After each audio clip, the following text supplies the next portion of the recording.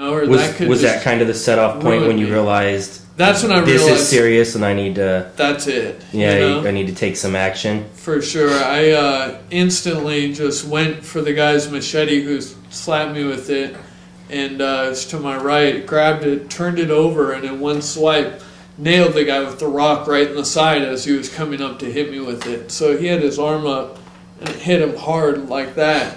He dropped the rock, and then I got hit from behind. And at the time, I didn't know what it was, but it came down like about here. Yeah. So I had a big blood mark from here to here for about 10 days after that or more. And then once I got hit, I turned and swiped with the machete backwards. And the guy was already running past, but I hit him with the side of it. And so it just swiped him as he went past. And he took off running. And the first guy was already gone that I hit in the side.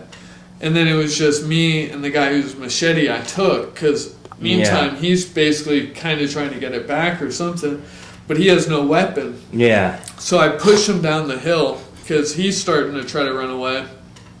He falls down this little hill, ends up in the street, gets up, and I'm like this, and I could hit him, but I don't really want to at this point. I just want to get out of there. Scare him off so you can be on your way. He got like 3 feet and then hits another pile of sand because it's a construction site and there's sand everywhere and rocks and stuff. So he falls on that, turns over, and he's like, no, you know, like this, and I'm standing over him, but I just go, get, and he runs away, and I take off as fast as I can up the other way, up the hill where the girl drove off to. Try to get back to her. I hope she just pulled up a little bit and, you know, I'm going to find her.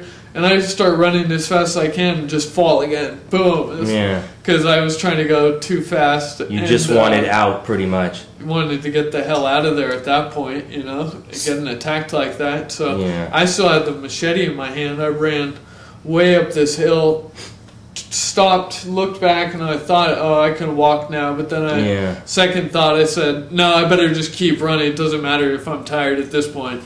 You know, you want to make sure you're safe and out of the situation. Yeah, so I got to the top of the hill, and there was some locals up there, and I just said, where's the girl? I'm forgetting that I'm in, you know, Guatemala, and they speak Spanish, but they're used to tourists, I guess, and they're like, oh, she went up there to get the police. Yeah. And they said it in Spanish, of course, but I understood them, and so I started checking around my head, you know, asking, am I bleeding? And they're all looking at me crazy like, no, you're not bleeding. You know? Yeah. And at that point, the girl came back with the 2 policemen in her car. And I'm like, okay. So and a woman had come out of the tienda and given me a little sack of water, too. So I drank the water, felt a little better, got in the car, put the machete in the car, and we went down there and started looking around with the flashlight, and I found the local phone that they had taken out of my pocket. They just threw it on the ground and a baggage claim ticket.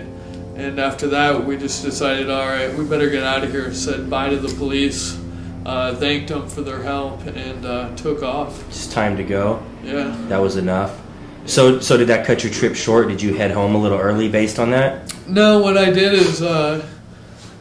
couple days later, that was a Friday, so on Sunday I went to the police and got a police report written up, and then on Monday I went and filed a stolen passport claim and ordered my passport. Did what you needed to do. Then I had to, you know, then I chilled for the rest of the time and went a day before my flight out and picked up my passport and left. So I understand once you actually left, you brought a souvenir home with you. Yeah, I decided to bring the machete home that I took from the guys. It's pretty dull. It's not the one I got hit with, but it's the one I took and hit the other guy with. So you brought yourself home a little survival trophy. Yeah, I figured since they got my iPhone and they got my passport, I got their machete. That's a nice souvenir to bring home. It's something different. Yeah. Added to the trophies, you know? Yeah. Put it up on the mantle. makes for an interesting story when people come over. Definitely a good time. So we want to thank you for speaking with us here at Front Row Fights. Is there anything else you want to throw in? Anybody you want to thank? I'd like to thank Front Row Fights as well. Thank you guys very much for the interview, and I'd like to thank Cesar Gracie, Jiu-Jitsu, and Dan Black, Mr. Nice Guy Fight Management. I appreciate his help with everything. And I'd like to thank Hercules Healthcare and DC Solar Solutions.